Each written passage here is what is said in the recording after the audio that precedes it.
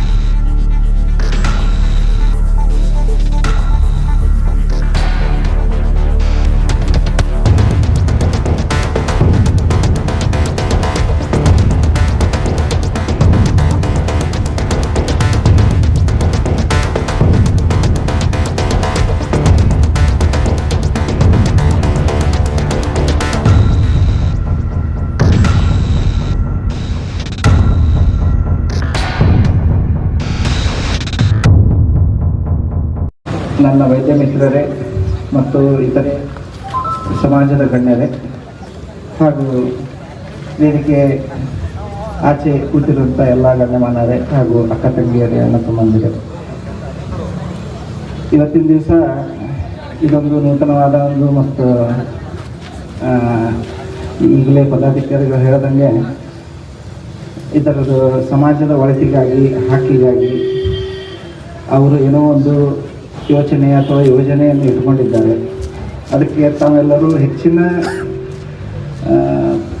ಸಂಖ್ಯೆಯಲ್ಲಿ ಈ ಸಂಘಟನೆಯಲ್ಲಿ ಪಾಲ್ಗೊಂಡು ಸಮಾಜದಲ್ಲಿ ಶೋಷಿತರಿಗೆ ನ್ಯಾಯ ಕೊಡಿಸುವಲ್ಲಿ, ಹಕ್ಕು ಕೊಡಿಸುವಲ್ಲಿ, ಅದೇ ರೀತಿ ಅವರೊಂದು ಬಹಳ ಪ್ರಮುಖವಾದ ಮಾತು ಹೇಳಿದರು.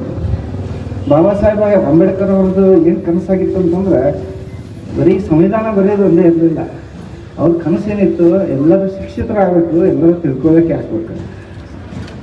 ಶಿಕ್ಷಣ ಅಂದರೆ ಈಗೊಂದು ತಪ್ಪು ತಿಳ್ಕೊಳ್ಳೋಕೆ ಇರಬೇಕು. ಶಿಕ್ಷಣ ಅಂದರೆ ಓದಾಕ ಬರೆಯೋಕೆ ಬಂದರೆ ಶಿಕ್ಷಣ ಅಲ್ಲ. ಶಿಕ್ಷಣ ಅಂದರೆ ಮಾನವನೇ ಇನ್ನೊಬ್ಬ ಮಾನವ ಯಾವ ರೀತಿ ನಡ್ಕೋಬೇಕನ್ನೋದು ಶಿಕ್ಷಣ. ಓದಾಕ ಬರೆಯೋಕೆ ಬರೋದಕ್ಕೆ ಸಾಕ್ಷರತೆ ಅಂತ. ಅದಕ್ಕೆ ಈಗ ಮಾನವನಿಗೆ ಇನ್ನೊಬ್ಬ ಮಾನವ ಯಾವ ರೀತಿ ಅವರಿಗೆ ಸಹಾಯ ಆಗ್ತಾರೆ ಅನ್ನೋದು ತಾವೆಲ್ಲ ಯೋಚನೆ ಮಾಡಿ ಅದರ ತಕ್ಕಂತೆ ನಡ್ಕೊಳ್ಳೋದೇ ಶಿಕ್ಷಣ. ಅದೇ ರೀತಿ ಈ ನಿಟ್ಟಿನಲ್ಲಿ ಈ ಸಂಘಟನೆ ಮುಂದೆ ಕೆಲಸ ಮಾಡ್ತೈತಿ ಅಂತ ಅವ್ರು ಹೇಳಿದ್ದಾರೆ. ಅದೇ ರೀತಿ ನಡ್ಕೋತಾರೆ ಅಂತ ನನಗೆ ನಂಬಿಕೆ ಇದೆ.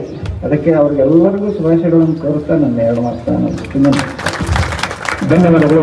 ಡಾಕ್ಟರ್ ಸುನೀಲ್ ಸರ್ ಅವರು ಮುಂಭಾಗದಲ್ಲಿ ಆಶಾನ್ಯರಾಗಿರುವಂಥ ಎಲ್ಲ ಸಹೋದರರಿಗೆ ನನ್ನ ವಂದನೆಯನ್ನು ಅರ್ಪಿಸುತ್ತಾ,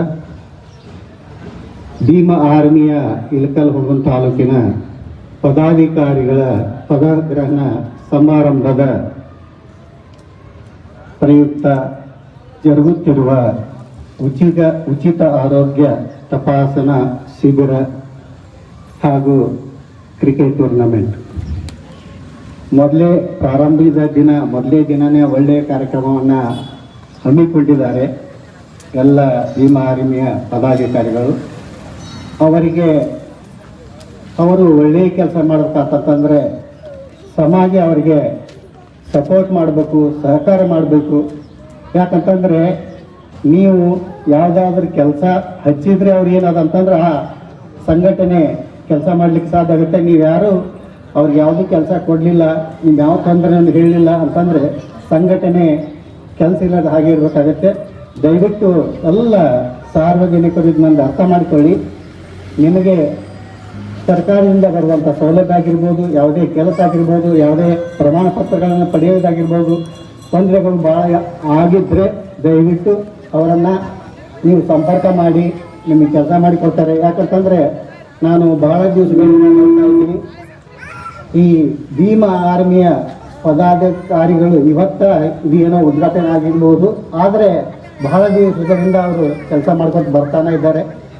ನಾನು ಮೊದಲನೇ ಸಲ ನೋಡಿದೆ, ಬಿಜಾಪುರದಲ್ಲಿ ದಾನಮ್ಮನ ವಿದ್ಯಾರ್ಥಿಯ ಮೇಲೆ ಅತ್ಯಾಚಾರ ಆಗಿ ಕೊಲೆಯಾದ ಸಂದರ್ಭದಲ್ಲಿ ಈಗ ಏನು ತಾಲೂಕು ಅಧ್ಯಕ್ಷ ಆಗ್ತಾ ಇದ್ದಾರೆ ಮಹಾಂತೇಶ್ ನಾರಾಯಣ ಅವರನ್ನವರು ನಮಗೆ 2 ದಿವಸ ಮೊದಲು ಹೇಳಿದ್ರು, ಸರ್ ಈಗ ಒಂದು ಪ್ರತಿಭಟನೆ ಮಾಡೋಣ ಅಂತ ನಾನು ನಿರ್ಧಾರ ಮಾಡಿದ್ದೀನಿ ಅಂತ. ಆಯ್ತಪ್ಪ ಮಾಡಂದು. ಅದು ಹೇಗೆ ಕುಡಿಸ್ತಾರೆ ಗೊತ್ತಿಲ್ಲ.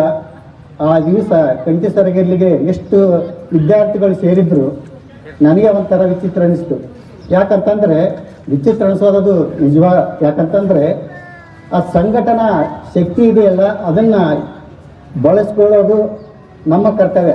ಯಾಕಂತಂದರೆ ಈ ಪದಾಧಿಕಾರಿಗಳನ್ನ ಪ್ರತಿಯೊಬ್ಬರು ಪದಾಧಿಕಾರಿಗಳನ್ನ ನೋಡ್ತಾ ಇದ್ದೀನಿ, ಒಳ್ಳೆ ಕೆಲಸ ಮಾಡುವಂಥ ಹುಮ್ಮಸ್ಸಿದೆ. ಆ ಹುಮ್ಮಸ್ಸನ್ನು ನಾವು ಅಲ್ಲಿಗೆ ಬಿಡದೆ ಅದನ್ನು ಪ್ರೋತ್ಸಾಹಿಸಬೇಕು, ಅವರಿಗೆ ಕೆಲಸ ಹಚ್ಚಬೇಕು. ಅವರ ಪ್ರತಿಯೊಂದು ಯಾವುದೇ ಪ್ರತಿಭಟನೆ ಮಾಡಲಿ, ಹೋರಾಟ ಮಾಡಲಿ, ಅದಕ್ಕೆ ನಾವು ಸಹಕಾರ ಕೊಡಬೇಕು, ಸಪೋರ್ಟ್ ಮಾಡಬೇಕು ಅಂದಾಗ ಆ ಸಂಘಟನೆ ಒಳ್ಳೆಯ ಕೆಲಸ ಮಾಡಲಿಕ್ಕೆ, ಸಮಾಜಕ್ಕೆ ಒಂದು ಸರಿಯ ದಾರಿಯಲ್ಲಿ ಹೋಗಲಿಕ್ಕೆ, ಅವರ ಕರ್ತವ್ಯಗಳನ್ನು, ಅವರ ಸೌಲಭ್ಯಗಳನ್ನು, ಅವರ ಕೆಲಸಗಳು ಮಾಡಲಿಕ್ಕೆ ಸಹಾಯ ಆಗುತ್ತೆ. ಆ ಕಾರಣದಿಂದ ನಾನು ಮತ್ತೊಮ್ಮೆ ಯಾರಲ್ಲಿ ವಿನಂತಿ ಮಾಡ್ಕೊಳ್ತೇನೆ, ಸಾರ್ವಜನಿಕರಲ್ಲಿ ನೀವು ಪ್ರತಿಯೊಂದು ಕೆಲಸಕ್ಕೆ ಈಗಾಗಲೇ ನಿಮಗೆ ಅವರು ಕೆಲವೊಂದು ವಿಷಯಗಳನ್ನು ಹೇಳ್ತಾರೆ, ಫೋನ್ ನಂಬರ್ ಹೇಳ್ತಾರೆ, ಅವ್ರ ಆಫೀಸ್ ಬಗ್ಗೆ ಹೇಳ್ತಾರೆ, ಅವ್ರು ಕಾಂಟ್ಯಾಕ್ಟ್ ಮಾಡೋದು ಏನನ್ನೋದು ಅವ್ರು ಹೇಳ್ತಾರೆ.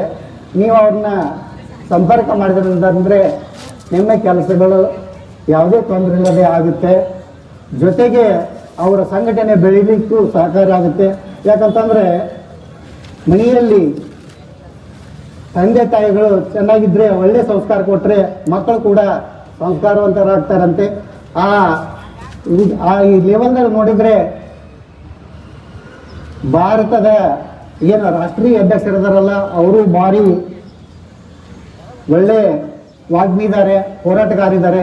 ಅದೇ ರೀತಿಯಾಗಿ ರಾಜ್ಯ ಅಧ್ಯಕ್ಷರು ಕೂಡ ಒಳ್ಳೆ ಹೋರಾಟಗಾರರಾಗಿದ್ದಾರೆ.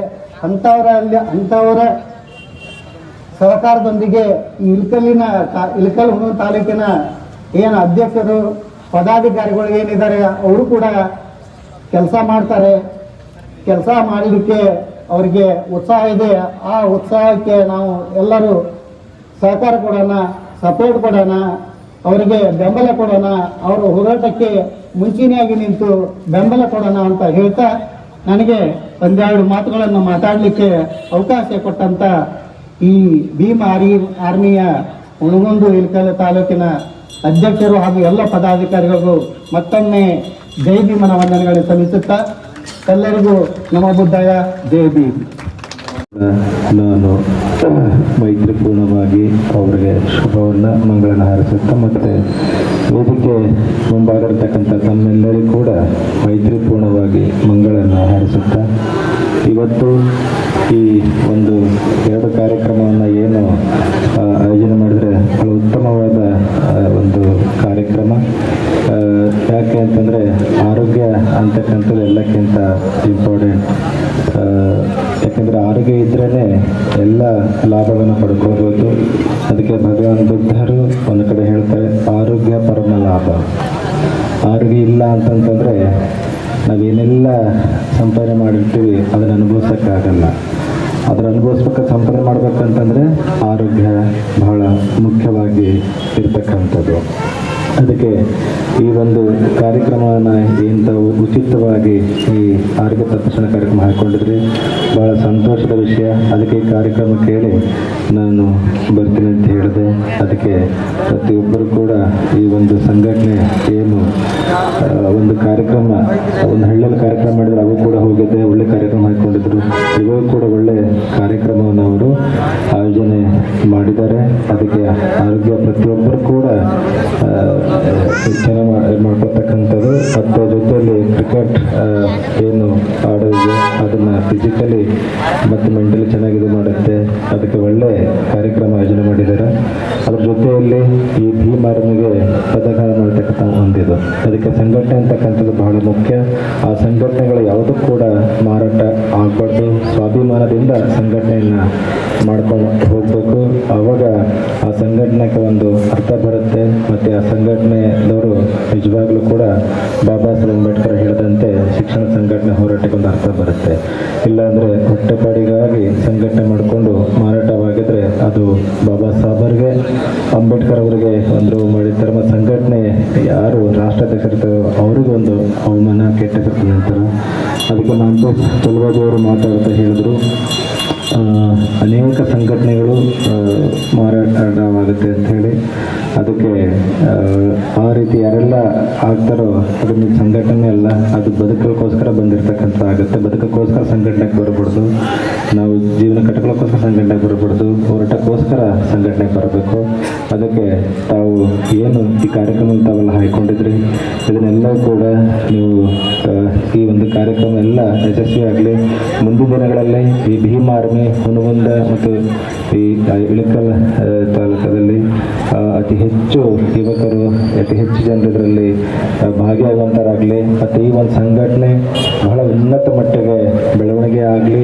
ಈ ಸಂಘಟನೆ ಅಲ್ಲಿಂದ ಅನೇಕ ಜನರಿಗೆ ಲಾಭ ಕೊಡ್ತಕ್ಕಂಥ ಒಂದು ಹಾಗೆ ಬೆಳೀಲಿ ಅಂತ ಹೇಳಿ, ಹೆಸರು ತರ್ತಕ್ಕಂಥ ಒಂದು ಆಗಲಿ ಅಂತ ಹೇಳಿ ನನಗೆ ಈ ಒಂದು ಕಾರ್ಯಕ್ರಮಕ್ಕೆ ಆಹ್ವಾನವನ್ನು ಮಾಡಿ ನನ್ನ ಒಂದು 2 ವಿಚಾರವನ್ನು ಮಾತಾಡೋಕ್ಕೆ ಅವಕಾಶವನ್ನು ಮಾಡಿಕೊಟ್ಟಿರ್ತಕ್ಕಂಥ ಭೀಮ್ ಆರ್ಮಿ ಕಥಾ ಮಿಷನ್ ಎಲ್ಲ ಪದಾಧಿಕಾರಿಗಳು ಯಾರೆಲ್ಲ ಈ ಕಾರ್ಯಕ್ರಮವನ್ನು ಆಯೋಜನೆ ಮಾಡಿದಾರೋ ಅವರು ಎಲ್ಲರಿಗೂ ಕೂಡ ನಾನು ಮೈತ್ರಿಪೂರ್ಣವಾಗಿ ಮಂಗಳನ್ನು ಹಾರೈಸ್ತೇನೆ. ಮತ್ತು ಈ ಕಾರ್ಯಕ್ರಮಕ್ಕೆ ಯಾರೆಲ್ಲ ಸಹಾಯವನ್ನು ಮಾಡಿದ್ರಿ ಅವರಿಗೆಲ್ಲರಿಗೂ ಕೂಡ ನಾನು ಮೈತ್ರಿಪೂರ್ಣ ಮಂಗಳನ ಹಾರಿಸುತ್ತಾ ವೇದಿಕೆ ಮುಂದುವರೆತಕ್ಕಂಥ ತಮ್ಮೆಲ್ಲರೂ ಕೂಡ ಮತ್ತೊಮ್ಮೆ ಮಂಗಳನ ಹಾರೈಸಿ ಶುಭವನ್ನು ಕೋರಿ ಈ ನನ್ನ ಚಿಕ್ಕ ಬಣಿಗೆ ವಿರಾಮ ಕೊಡುತ್ತೇನೆ. ಎಲ್ಲರಿಗೂ ಒಳ್ಳೆಯದಾಗಲಿ.